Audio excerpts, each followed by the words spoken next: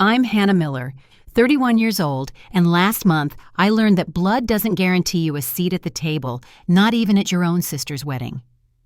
The message came on a gray Thursday afternoon while I was finishing up a client report. A text lit up my screen, bright and casual. "Hannah, we had to make some tough cuts. Hope you understand. Love you." For a second I thought it was a mistake, maybe an autocorrect gone wrong. But as I read it again, the words blurred until all I saw was the quiet finality of it, my own sister cutting me from her wedding guest list. No call, no explanation, just a text that landed like a door closing. Before I go any further, let me know where you're listening from in the comments and hit that like and subscribe button if you've ever been treated like you didn't matter by the very people you've always shown up for. I grew up in a small suburb outside of Chicago, the kind of place where every house looked the same and every family had its unspoken rules. My parents believed in appearances, tidy lawns, polite smiles, and never airing conflict where anyone could see.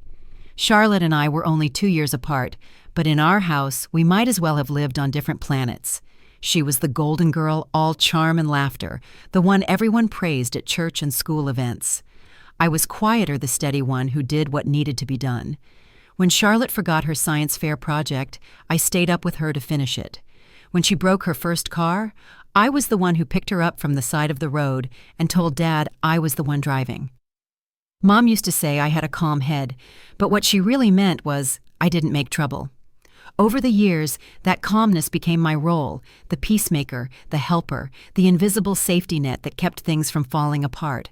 When Charlotte couldn't make rent, I covered it. When she moved apartments in the middle of winter, I showed up with gloves and pizza. When her heart broke, I sat beside her through the tears.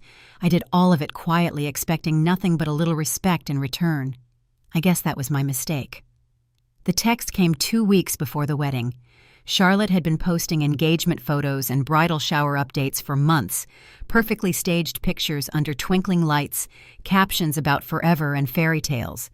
I never once thought I wouldn't be there. But when I called Mom hoping for some kind of explanation, she just sighed like I was being unreasonable. "It's just a wedding, Hannah," she said, stretching the word just like it could shrink the hurt. "Don't make a big deal out of it." Her tone carried that same tired patience she used whenever I questioned the family script, the one where Charlotte was special and I was supposed to understand. I tried to laugh it off, telling myself there had to be a mix-up. Maybe she'd reached the venue's guest limit. Maybe my invitation got lost. But deep down, I knew this wasn't about logistics. This was about hierarchy, the kind that's built over years of small choices, small comments, small omissions that pile up until one day you realize you've been written out entirely. That night, I sat at my kitchen table, scrolling through photos of Charlotte and her fiancé at their rehearsal dinner, all smiles and champagne flutes. Friends I'd met, people I'd fed and listened to over the years, were tagged in the comments laughing and celebrating. My name wasn't anywhere. The hurt came in waves, sharp and quiet, but beneath it was something new, a stillness that felt like resolve. The next morning I called Mom again, not to argue, but to hear her say it out loud. So I said, keeping my voice steady, "Charlotte didn't want me there." There was a pause long enough for the truth to settle in. "Honey, she just had to make some cuts," Mom said, soft and practiced. "You know how expensive these things are." I almost laughed at that. 150 guests and I didn't make the cut, her only sister. "She thought you'd understand," Mom added, like I was the one being unreasonable for expecting a seat in my own family. For a long time I didn't say anything.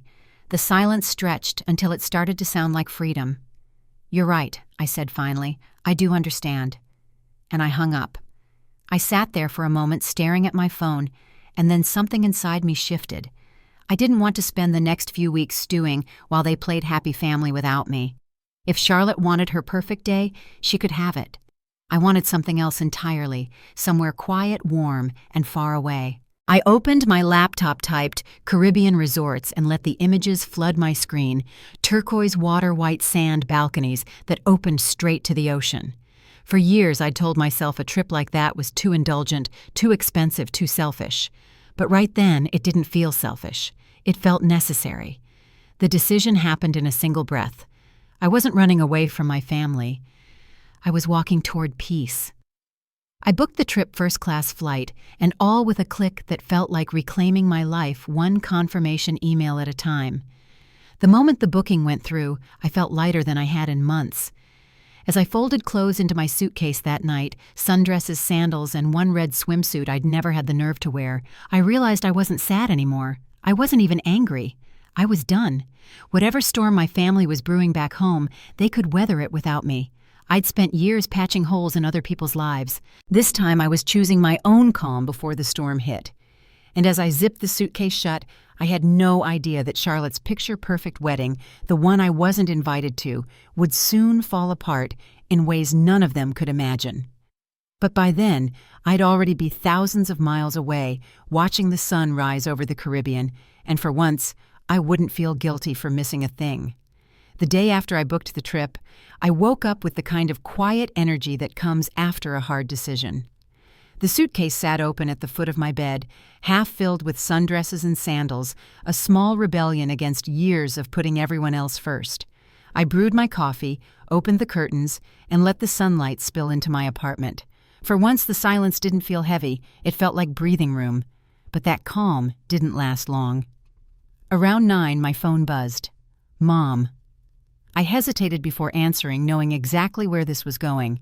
Her voice came through soft and careful, the way she always sounded, right before delivering news I wouldn't like. "Honey, your sister's just under a lot of stress," she said. "You know how weddings are. Emotions get high. Don't take it personally." I walked to the kitchen counter and leaned against it. "It's not about the wedding, Mom. It's about being cut out of my sister's life by text message."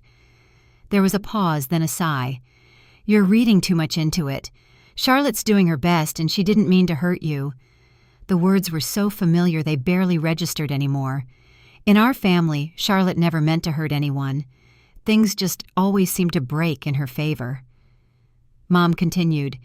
"She wanted to keep the guest list small. You know these venues charge by the head."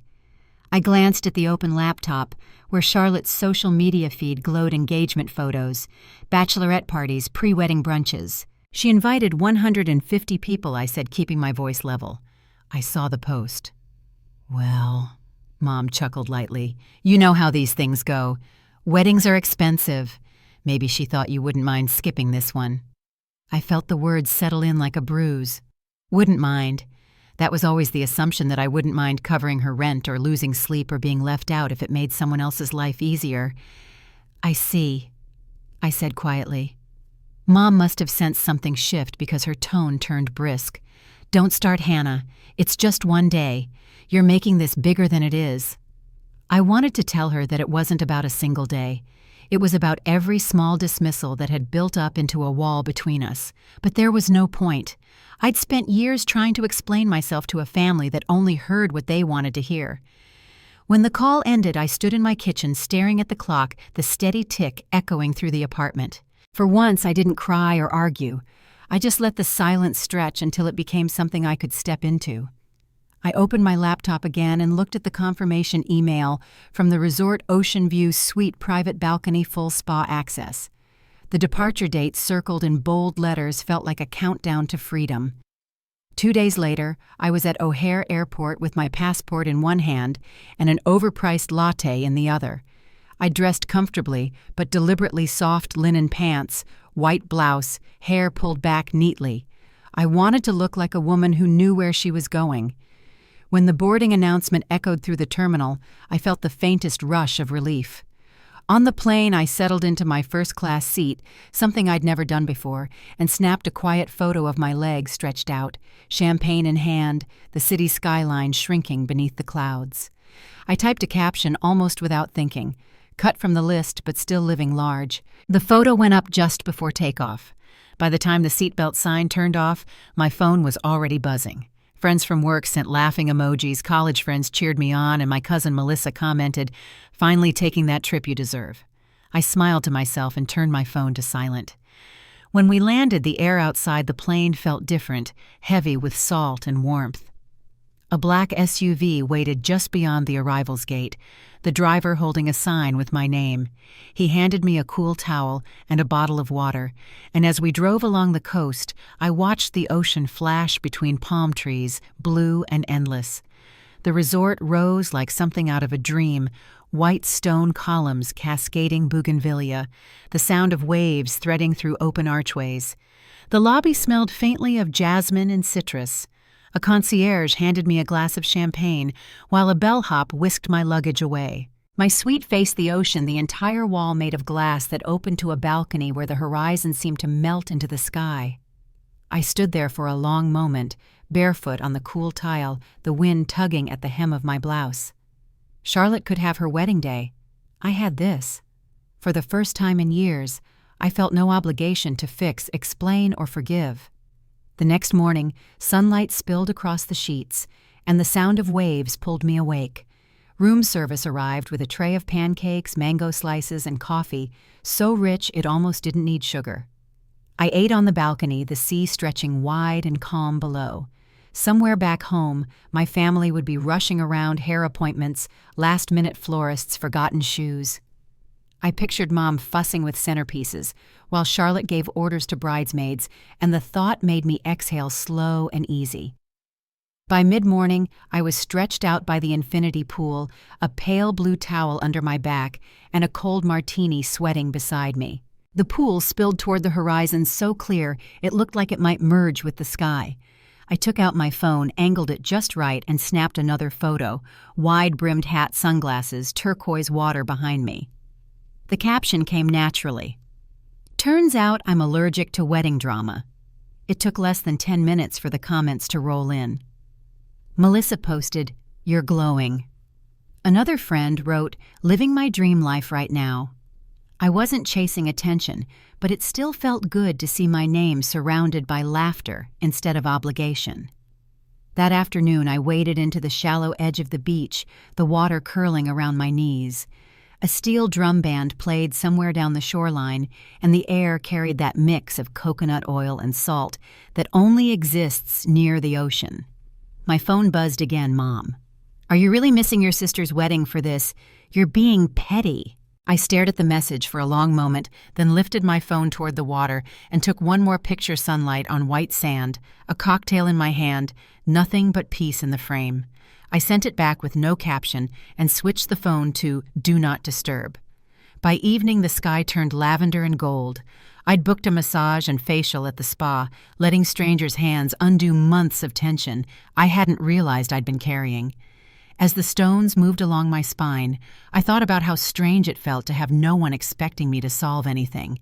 No emergency calls, no guilt, just quiet. Later, back in my suite, I stood on the balcony with a glass of wine, watching the last of the sunlight dissolve into the sea. For the first time, the quiet didn't feel empty, it felt earned. The waves below rolled in a slow rhythm, steady and forgiving, and I thought about the text that had started it all. If being cut out of the guest list was the price of finally stepping out of the role I never chose, maybe it wasn't a loss at all. Somewhere back home, the music would be starting, the champagne glasses clinking, the perfect pictures being taken. And here I was, thousands of miles away, free from all of it. What I didn't know, standing there with my glass in hand and the world finally quiet, was that the night had plans of its own. In a few short hours, my phone would light up with messages that would change everything. But for that moment, all I could hear was the ocean calm, endless and far away from the noise I'd left behind. The night air was soft when I stepped onto the balcony. The ocean rolled below like it had its own heartbeat, steady and sure. I had just returned from the spa, skin warm, mind quiet, glass of wine in hand. The room was dim, lit only by the fading glow from the sky. When my phone began to vibrate across the table, I almost ignored it. But the buzzing didn't stop. It came again and again, until the sound broke through the calm. At first, I thought it was more messages about my last post. I'd uploaded a photo before heading to dinner, a view of the pool at sunset, captioned lightly, nothing pointed. But as I walked closer, I saw the screen light up with names that stopped me cold. Mom, Charlotte, Evan, Uncle Ray. One after another, the notifications poured in like a sudden rainstorm. The first text came from Mom. "Call me right now. It's an emergency."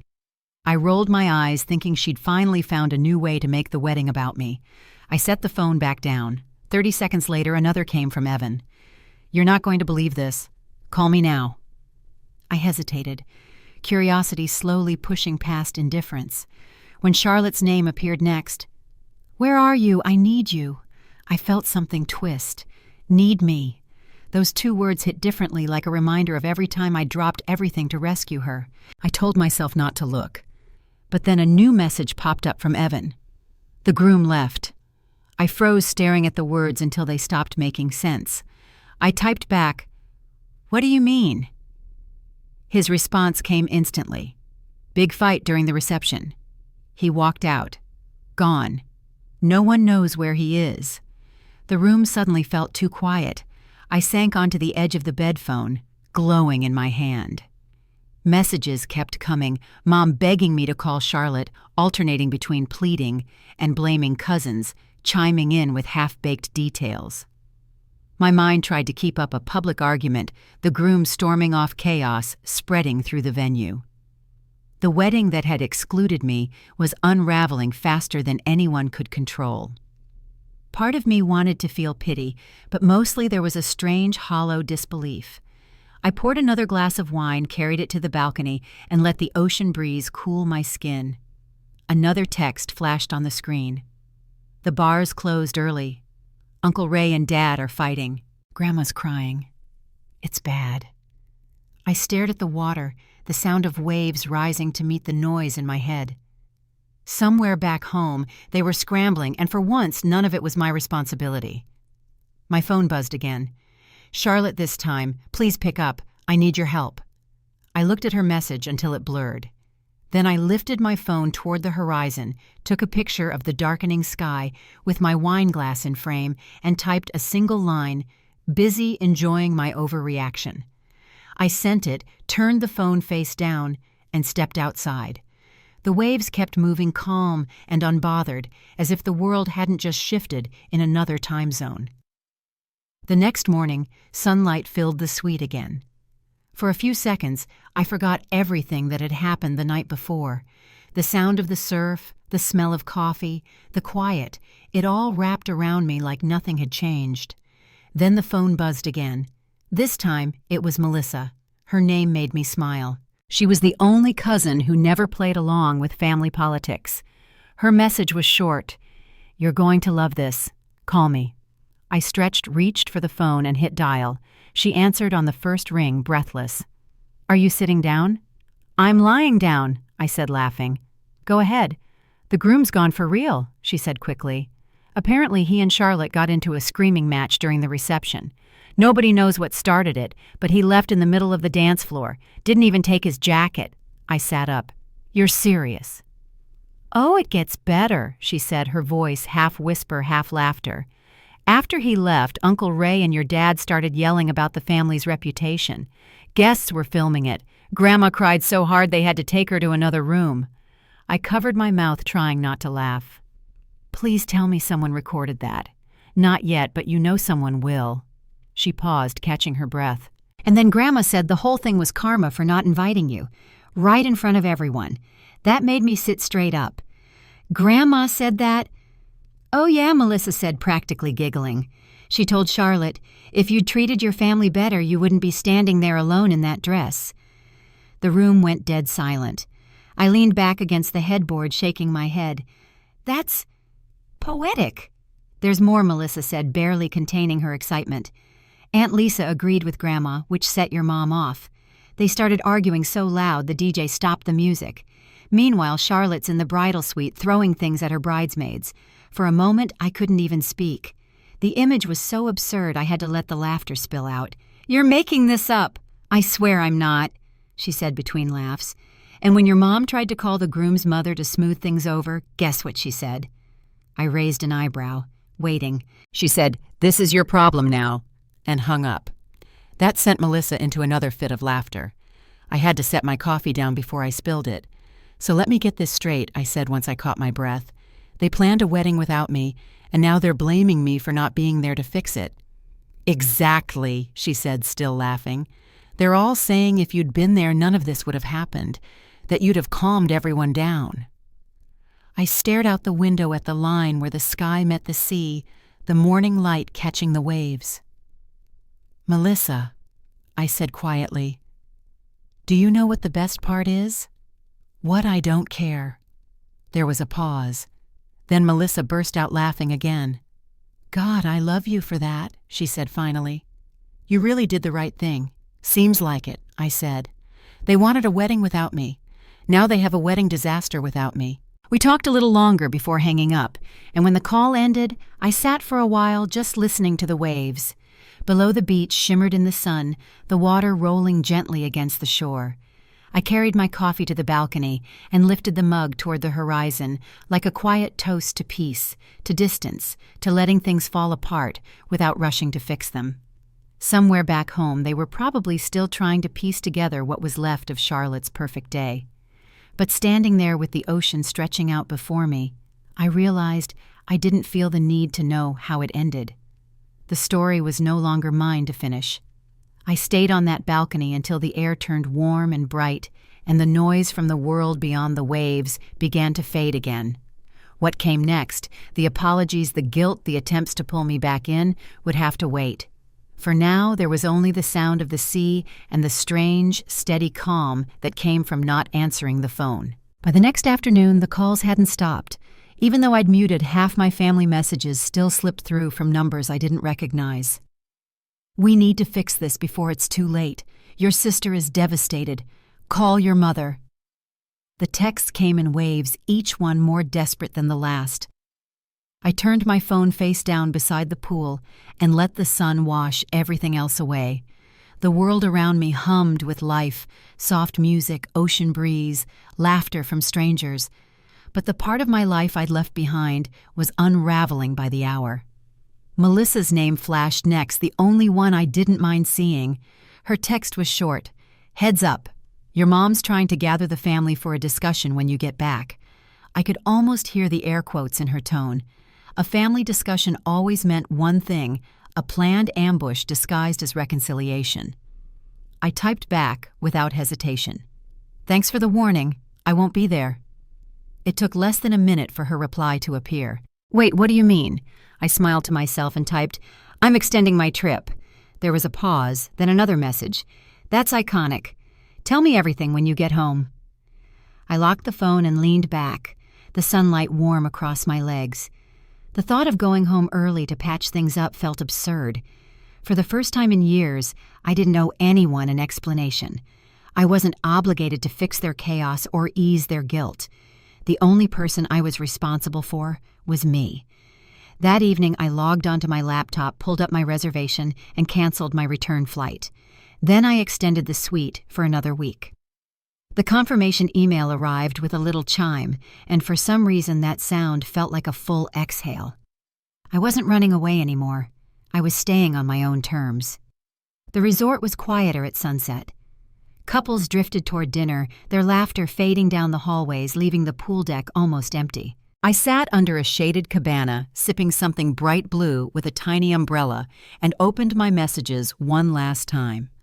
My mother's name sat near the top, followed by Charlotte's. I hadn't read them in full, but I didn't need to. The subject lines alone. "We need to talk. This isn't your fault. Please answer me," told the whole story. I took a breath, scrolled to the top, and typed a single group text to both of them. "Oh, so now you want me around?"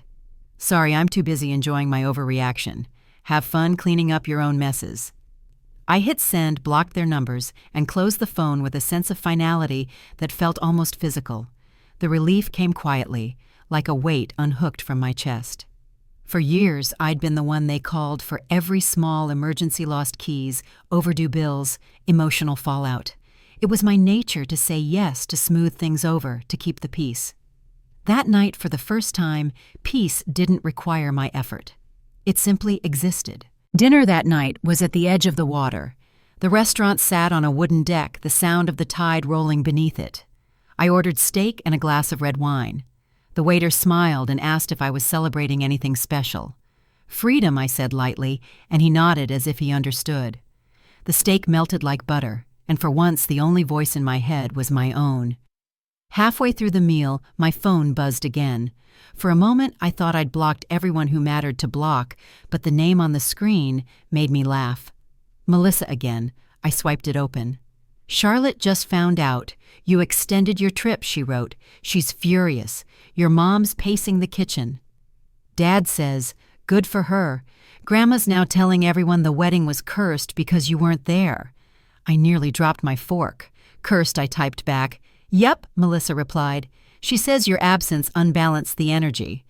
I shook my head, laughing quietly to myself. I could picture it. My grandmother sitting at the kitchen table, her hands folded like a judge, deciding that karma had finally caught up to them. After dinner, I took a walk along the beach. The moonlight stretched across the water in a silver path that seemed endless. The waves brushed over my ankles, cool and steady. The night air smelled of salt and distant rain.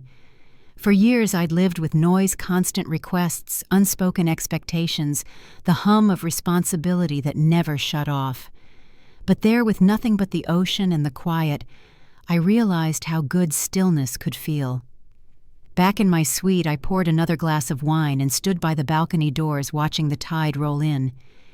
In the distance, lights from passing boats flickered against the dark. Somewhere beyond that horizon, my family was probably sitting around the kitchen, hashing out their next move, arguing about who to blame. I knew their pattern well. When something broke, they scrambled to find a scapegoat. And when the dust settled, they called me to clean it up. Not this time. I sat down, opened the messages one more time, and read through the few I hadn't seen yet. "You're being selfish. This isn't the time for games. Your sister needs you." Every line sounded like a variation of the same song I'd heard all my life, the kind where love came with conditions and guilt was a currency. I deleted them all, one by one, until the screen went blank. Outside, thunder rumbled far off the coast. I left the balcony door open just enough for the breeze to drift in. The curtains swayed gently, and I thought about the years I'd spent waiting for people to appreciate what I gave. Maybe it was never about them learning to value me. Maybe it was about me learning to stop asking them to. The next morning, I woke before sunrise. The sky was pale pink at the edges, and the ocean shimmered under it like glass. I wrapped myself in the white robe the resort provided and poured coffee from the silver carafe the staff had left on the tray. The first sip was warm and rich, and as I leaned against the railing, I realized I hadn't thought about work or family or anyone else in hours. Just the rhythm of the sea below, constant and steady. Around mid-morning, Melissa texted again. "They're planning a family meeting on Sunday. Mom wants you there." I typed back, "I'll still be gone." "You're serious," she wrote. "Completely. You're my hero," she replied a few seconds later. I smiled, closed my phone, and booked another massage. The confirmation came through almost immediately, and it felt like the perfect punctuation to the morning. By the time evening fell again, I was sitting beneath the cabana where this all began, the sky melting into deep shades of gold and coral. The resort lights flickered on one by one, reflecting across the still water. My glass of champagne caught the glow, and I lifted it toward the horizon. Back home, I imagined the living room lights still on, my mother pacing Charlotte in tears, my father saying less, but meaning more. I didn't wish them harm. I just didn't wish to be their anchor anymore. It was a quiet difference, but it changed everything. The waves rolled in, soft and endless, and I knew I wouldn't answer if the phone rang again. There was nothing left to say that hadn't already been said. What waited ahead of me wasn't escape, it was peace, and I wasn't ready to give it back. I set the glass down the night air, brushing cool against my skin, and let the sound of the ocean carry me forward. Somewhere beyond that horizon, something new was waiting, but for now, it was enough to simply breathe and be still. The first morning of my extended stay, I woke up without an alarm. The room was filled with soft light, the kind that slips quietly through sheer curtains. Somewhere below, the sound of waves folded against the sand. For years, my mornings had been filled with other people's needs, phone calls about crises, early meetings, last-minute errands. But that day began with nothing but peace. I stretched, reached for the silver carafe of coffee the staff had left on the breakfast cart, and stepped onto the balcony. The air smelled faintly of salt and hibiscus. It was hard to believe that while my world had slowed to this steady rhythm, the one I left behind was spinning out of control. A light vibration broke the quiet. I glanced down at my phone and saw Melissa's name. Her messages always came without pressure, so I opened it. Morning update from the front lines, she wrote. Charlotte's trying to organize a makeup ceremony. Half the family's refusing to go. Aunt Linda says she's still hung over from the original wedding. I couldn't help but smile at that. The mental image of my family trying to patch together another event so soon after the disaster was almost surreal. I typed back, "They really don't learn, do they?" Her reply came quick. "You're missing the drama of a lifetime, missing it on purpose." I sent before placing the phone aside. The rest of the morning unfolded in quiet routines that felt new.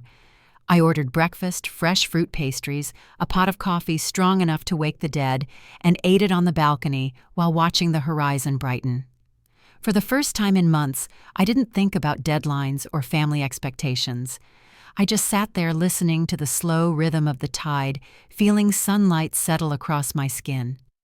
By midday, I wandered into the spa. The attendant, a cheerful woman named Denise, greeted me with a soft smile and asked how long I'd be staying. "A little longer than planned," I said, and she grinned like she understood. The scent of eucalyptus filled the air. When the massage began, I could feel the tension leaving in waves I hadn't realized I'd been holding. My thoughts floated between small things: the sound of water dripping from the fountain outside the hum of distant conversation, the way the breeze lifted the curtains at the edge of the room. For once, my mind wasn't replaying old arguments or rehearsing apologies that no one ever deserved. Later that afternoon, I wandered down to the shoreline. The sand was warm beneath my feet and the ocean stretched out like glass.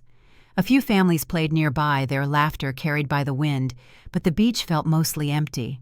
I walked until the resort was just a cluster of pale buildings in the distance.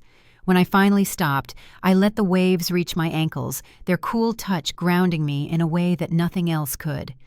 I thought about how easily I'd been erased from Charlotte's wedding guest list, how quickly everyone had expected me to move past it. And yet here I was standing in the sunlight, whole, uninvited, but unbroken. As the day slipped into evening, I found a small table by the water and ordered grilled snapper with lemon butter and a glass of white wine. The waiter, the same young man who had served me the night before, asked how my day had been. "Quiet," I said. He nodded like that was the best kind of answer. When the food arrived, I ate slowly, listening to the hush of the waves just beyond the deck. Halfway through dinner, my phone buzzed again. This time, it wasn't Melissa. It was an unknown number. I ignored it at first, but a few seconds later, another message came in. "We're meeting on Sunday. Please be there. The family needs to talk." I set the phone down beside my plate and stared at it for a long moment. Even through new numbers, they still found ways to reach me. I could picture my mother's determination, the way she'd rally everyone together under the guise of peace, when really it was control. I didn't reply. Instead, I opened my laptop, found the airline's website, and pushed my return flight back another week. The confirmation appeared instantly, a neat row of black letters that felt like freedom all over again. When I returned to my suite, the air smelled faintly of sea salt and fresh linen. I poured a glass of wine, stepped onto the balcony, and watched the moonlight shimmer across the water. Somewhere out there, my family was sitting in a room full of tension and blame, convincing themselves that if I'd been there, everything would have gone differently. But the truth was simple. They'd built that chaos long before I ever stepped away. I had only stopped volunteering to clean it up. Around 9, Melissa texted again. "Mom's already nervous about Sunday. She says you owe it to everyone to come home and make things right." I typed back, "Funny. I don't remember being the one who ruined a wedding." After a moment, she replied, "You're doing the right thing, Hannah. Stay put. Let them figure it out." I smiled at the screen, then set it aside and leaned back in the chair. Below, the tide rolled in slow, steady waves. The air was cool, and the stars scattered bright across the sky. The next morning, I decided to take the resort's sunset cruise. The dock was quiet when I arrived, the boat bobbing gently against the pier. A handful of guests climbed aboard, an older couple holding hands, a young woman reading a small family, whispering to each other in low tones. I found a seat near the edge where the wind brushed softly against my face as the boat drifted out to sea. As the sun began to sink, the sky turned from gold to deep rose, then into shades of violet. The water mirrored it all, a moving canvas of color. I stood by the railing, hair blowing in the breeze, and felt something shift inside me. I didn't miss them, the endless phone calls, the quiet resentment, the feeling that I was always waiting for approval that never came. What I missed, maybe, was the version of myself who used to believe that love meant fixing what other people broke. When the captain's voice came over the speaker announcing our return, I stayed at the railing, watching the lights from the resort shimmer in the distance. I made a quiet promise to myself, then this peace, this clarity wouldn't end when the trip did. I wouldn't let guilt pull me back into the same cycle I'd finally escaped. Back in my suite, I packed away a few clothes, setting aside the light dresses I'd worn since arriving. Tomorrow, I'd take another walk along the beach, maybe call Melissa just to hear a friendly voice. But tonight I poured the last of the champagne into a glass and stepped out onto the balcony one more time. The horizon was dark, the sea calm. I could still hear faint music from the resort bar, but it faded under the sound of the waves. I stood there until the moon rose high, thinking about how far I'd come, not in miles, but in silence. Somewhere beyond the water, my mother was pacing. Charlotte was planning, and everyone else was whispering about what went wrong. For once, I wasn't part of the story they were telling. I lifted the glass toward the horizon in a quiet toast, not to them, but to the peace that had finally found me. I didn't know what waited when I returned home, but for the first time, that thought didn't bring anxiety. It brought calm. And as the wind brushed against my skin, I knew the next chapter would be written on my terms, not theirs. The sky was gray the morning I got the next message from Melissa. It was early, barely past 7, and the waves outside sounded rougher than usual. I pulled the sheets around my shoulders, reached for my phone, and saw her name flash on the screen. Family meeting confirmed for tomorrow, her message read. They want you there in person. Mom says it's about healing. I stared at the screen for a moment, then typed back, I'm not going. She answered almost immediately. I figured, but thought you should know. Charlotte's a wreck. She's saying she only wanted you there because you keep the family calm. I set the phone on the nightstand and watched the horizon shift through the curtains. Even the sea looked restless, waves folding and breaking against each other. It was strange how easily peace could slip back into chaos, even from miles away. By breakfast, the sun had fought its way through the clouds. The resort staff had already left a tray outside my door, eggs, toast, fruit, coffee, still hot in its silver pot. I ate slowly, watching a few guests make their way toward the beach, couples hand in hand, small groups laughing. Somewhere between bites, I realized I hadn't laughed like that in a long time, not at home, not around my family. There was always tension, a sense that I had to keep everyone balanced. Here, I didn't have to. After breakfast, I took a walk down the shoreline. The tide had washed smooth paths in the sand, erasing every footprint from the night before. The air was heavy with salt, the kind that clings to your skin and lingers in your hair. I thought about the word healing. My mother used it like a command, as if forgiveness could be forced into existence. But the more distance I put between myself and that expectation, the lighter I felt. Later that day, I sat by the pool, the sun warming my shoulders, when the phone buzzed again. Another unknown number. I almost ignored it, but curiosity won. Hannah, it's Mom. Please reconsider. Your sister needs closure. You're the only one she'll listen to. I let the screen go dark. For years, that phrase, you're the only one who can fix this, had kept me tethered to their chaos. It had made me the first call in every storm. Now it just sounded like an echo from a place I no longer lived. By late afternoon, I booked another spa appointment and left my phone inside. The world could unravel without me for a few hours. Warm stones pressed against my back, and a soft voice asked if the pressure was okay. I nodded, eyes closed, letting the quiet fill every corner of my mind. When the session ended, I stayed still for a while, listening to the faint hum of waves outside the window. That night, I joined a small group of guests for a beachside dinner. The tables were set along the sand, lit by soft lanterns. The conversation around me was gentle people talking about travel plans, favorite places, things they hoped to see before heading home. I didn't join in much, just listened, letting their voices blend with the sound of the surf. It felt human and calm, a world untouched by guilt or expectation. When I returned to my room, the phone buzzed again. Melissa this time. Update meeting didn't go well. Charlotte showed up late, still crying. Grandma sided with you again. Mom's furious. I typed, anything new? Yeah, she replied. They want to do another wedding, smaller, for the family. I laughed softly, shaking my head. Of course they do. Melissa sent one more message. They're saying they'll invite you this time. I told them not to bother. I didn't respond right away. Instead, I walked out to the balcony, wine glass in hand, and watched the tide roll in under the moonlight. Somewhere far away, my mother was pacing. Charlotte was making plans, and my father was probably sitting quietly waiting for it all to pass. But I wasn't there to keep the peace anymore. I leaned on the railing, feeling the breeze sweep across my skin, and realized that every decision I'd made in the past week had built a kind of quiet armor. Not anger, not defiance, just stillness that couldn't be shaken by other people's storms. The next morning, I woke early and went for a swim. The ocean was calm again, a mirror stretching toward the horizon. When I dove in, the shock of cool water cleared my mind. For a few minutes, there was nothing but the steady rhythm of my breath and the pull of the tide. When I came back to shore, the resort staff were setting up chairs for the day. I wrapped myself in a towel and ordered coffee, sitting under the shade of a palm tree. My phone was inside the room, silent for once.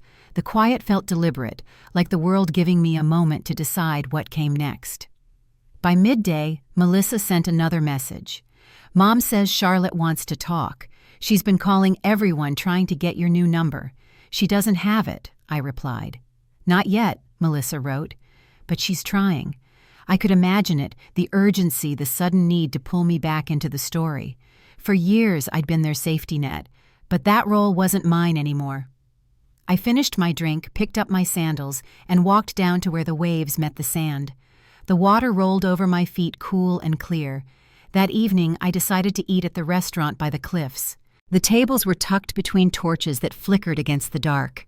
As I ate, the first stars appeared above the water, bright and steady. I thought about the version of myself that used to say yes to everything, every favor, every apology, every demand to make things right. That woman had been kind but exhausted. This one was still kind, just no longer tired. When I returned to my room, a new email notification waited on my laptop. The subject line read, "From Charlotte." My stomach tightened slightly as I clicked it open. The message was short. I know you're angry. I wish you'd come home. Everything's a mess and I can't fix it. Please don't shut us out forever. I sat there for a long while reading it again and again. It wasn't an apology. Not really. It was a reach from someone still caught in the middle of her own mistakes. I thought about replying, maybe something polite, distant, but honest. Then I closed the laptop instead. Not every message needs an answer. Outside, the waves were louder that night. I poured one last glass of wine, stepped out to the balcony, and leaned against the railing. The wind carried the faint scent of rain. Lightning flickered somewhere far beyond the horizon. It looked like a storm was forming out there. Not here. As the sky darkened, I realized that for the first time I wasn't afraid of the storm or the silence that came before it. I had built something stronger than their approval, a life that could stand on its own, no longer defined by who needed saving. I turned back toward the room, letting the sound of the surf follow me inside. Tomorrow would bring whatever it brought, messages, excuses, maybe even apologies. But tonight the only thing that mattered was this quiet, and I wasn't about to give it up. The morning after Charlotte's email, I opened the balcony doors to find the sea calm again, soft waves rolling in like a slow breath. The air smelled faintly of rain from the night before, clean and sharp. I made coffee and sat outside with my laptop, the hum of the ocean steady beneath the soft click of keys. I wasn't working. I was writing a letter not to send but to say everything I'd carried in silence for years. I wrote about the small things first. The birthdays forgotten, the favors expected, the times I'd been told to be the bigger person. Then I wrote about the wedding, the message that felt like a door closing. By the time I finished, the letter stretched several pages long. It wasn't angry, just honest. I folded it once, slipped it into the notebook I'd brought from home, and felt lighter for having written it. My phone buzzed again around noon. This time it wasn't a new number, it was Melissa. "You might want to sit down for this one," her message said. I smiled faintly. That was her way of easing into bad news. "They're calling a second family meeting tonight." Grandma refused to go. "Dad said he's done mediating. Mom's trying to reach you again. Charlotte wants closure before she leaves town." I typed, "Not my problem anymore." A few dots appeared on the screen, then Melissa's reply. "They're saying you owe them a conversation." I stared at the words, the same guilt-wrapped logic I'd heard my whole life. I set the phone face down, finished my coffee, and walked to the shore. The tide was low, revealing smooth stones and shells along the sand. A small crab darted across the wet surface before disappearing into the foam. The world moved on quietly, no matter what drama waited back home. Later that afternoon, I booked one last dinner reservation, a private table overlooking the water. I wanted to mark the end of the trip on my own terms. The staff seemed to understand.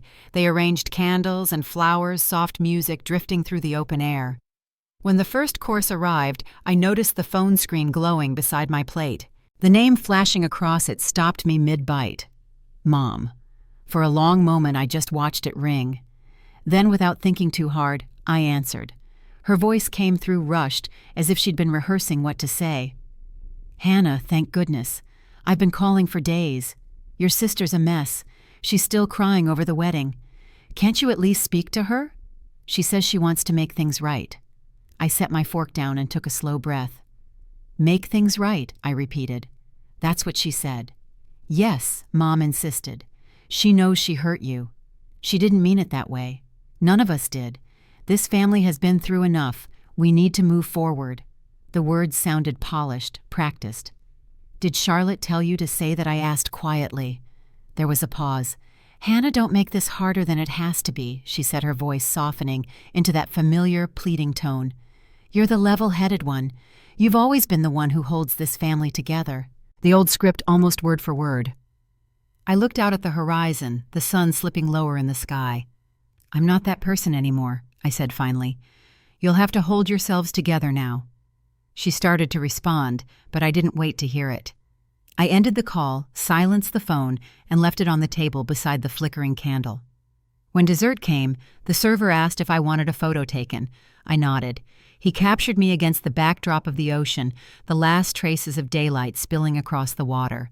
I smiled, not the forced kind I'd learned to wear at family gatherings, but something quiet and real. That night, back in the suite, I checked my messages one last time. Melissa had sent a short update. Meeting ended early. Charlotte stormed out. Mom's furious. Grandma told everyone to leave you alone. Dad didn't say a word the whole time. I typed back, "Thank you for keeping me posted." Her reply came a minute later. "You're stronger than any of them realize." I didn't respond. I didn't need to. I poured a glass of wine, stepped out to the balcony, and let the wind lift strands of hair around my face. Below, the surf rolled in slow and steady, the rhythm of something that couldn't be controlled or silenced. The next morning, I woke just after sunrise. My flight was still a few days away, but I felt ready to go home, though not in the way they wanted. I walked the length of the beach one more time, the sand cool beneath my feet, the water brushing lightly at my ankles. A small group of seabirds gathered near the tide line, scattering as I passed. By the time I returned to the suite, a message from Melissa was waiting. "Mom's still calling you selfish.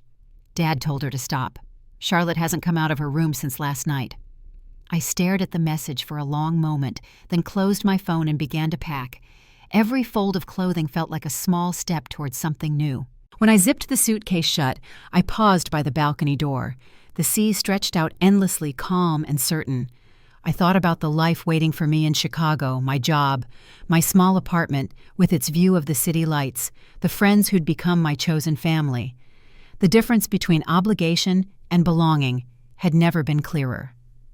Before leaving for dinner that night, I wrote one more short message to Melissa. "Tell Grandma thank you for defending me for seeing the truth. Tell Dad I'm okay. Tell Mom and Charlotte nothing at all." She responded with a single heart emoji and a line that made me smile. "Enjoy your peace, Hannah. You've earned it."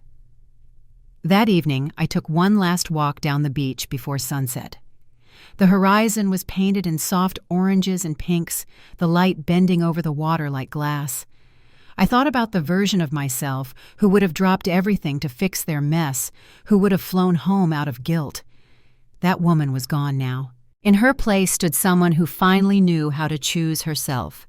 The waves came in slow and gentle, washing over my feet, and as I stood there, I realized that justice didn't always come from confrontation.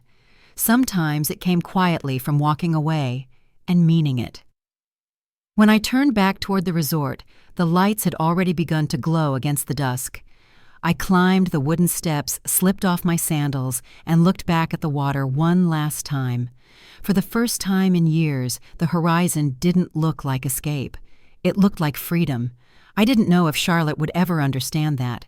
Maybe she would someday, when she learned what peace cost. But by then, I wouldn't be waiting for her to catch up.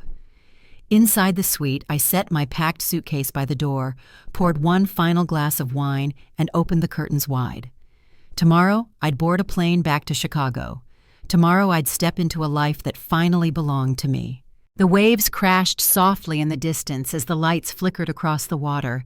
I raised the glass toward the horizon, a quiet toast to endings that finally made sense, and beginnings I didn't have to share. The morning I left the island, the sky was clear and calm. The air carried that faint sweetness that only comes after rain, and the sea stretched out like glass. I stood on the balcony one last time, coffee in hand, watching the sun lift over the horizon. My suitcase sat by the door, already zipped every trace of the past 2 weeks, folded neatly inside. The driver arrived just after 9. He greeted me with a polite smile, lifted my bag into the car, and asked how I'd enjoyed my stay. "More than I expected," I said, and meant it. The road wound along the coast, sunlight flashing through the palm trees, until the resort disappeared in the rearview mirror. For the first time in a long while, I didn't look back. The flight home was quiet. I'd chosen a window seat, and for most of the trip, I watched the clouds drift beneath the plane. Somewhere over the Atlantic, I opened my notebook, the one that held the letter I'd written but never sent. I read the pages slowly, tracing the words with my thumb. They no longer felt heavy.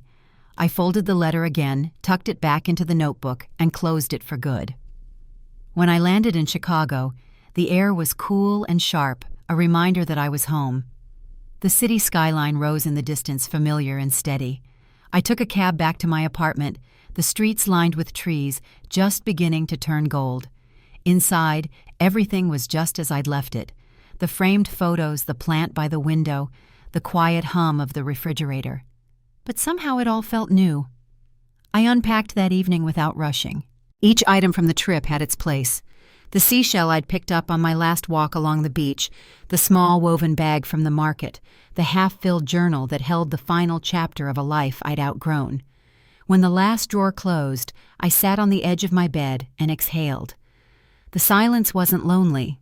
It was peaceful. A few days later, Melissa called.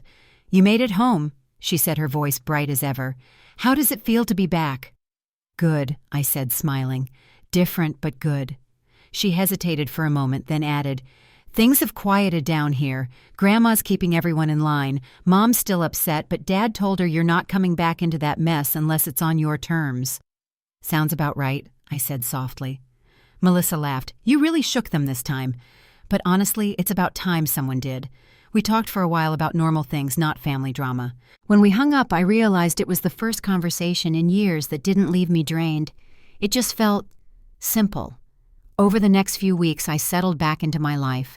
Work picked up friends, reached out, and little by little the quiet became routine. I went for walks along the lake, made dinner for myself without rushing, learned to enjoy evenings that ended in calm instead of conflict. There were still moments, small ones, when I'd think about Charlotte or wonder what they were saying. But those thoughts passed quickly like waves that reach the shore and fade away. One afternoon, I received an envelope in the mail. The handwriting on the front was familiar. It was from Grandma. Inside was a short note and a small card with pressed flowers. "Proud of you," she'd written. "Sometimes peace is the loudest form of courage." I kept that card on my desk right beside the framed photo from the resort, the one the waiter had taken. It was a quiet reminder that peace doesn't always come from reconciliation. Sometimes it comes from finally choosing yourself. Weeks turned into months. Charlotte never reached out again, and Mom stopped trying to mediate. I heard through Melissa that they were all starting to move on, each in their own way. Maybe they would heal eventually, maybe not. Either way, it wasn't mine to carry anymore. One evening, as I stood by the window watching the city lights flicker on, I thought about how much had changed in such a short time. There had been no grand revenge, no dramatic ending, just a series of choices that led me back to myself. What began with exclusion had ended in independence, and somehow that felt like the truest kind of justice. I lifted my mug toward the skyline the same way I'd lifted my glass on the island and whispered a quiet thank you to the lessons, to the distance, to the version of me who finally stopped asking for permission to exist. Peace looked different now. It wasn't about silence or escape. It was about knowing when to let go and when to stand firm. It was about walking away from what breaks you and still wishing the people who hurt you well. That's what dignity feels like, soft, steady, and earned. And if you've ever been through something like that, if you've ever had to choose yourself when no one else did, then you already understand. We don't always get the apology we deserve, but we can still find closure in our own calm. So wherever you are, take a breath, let the waves settle. And if this story reminded you of your own journey, don't forget to share it with someone who might need to hear it too. After all, peace isn't found, it's made one quiet decision at a time.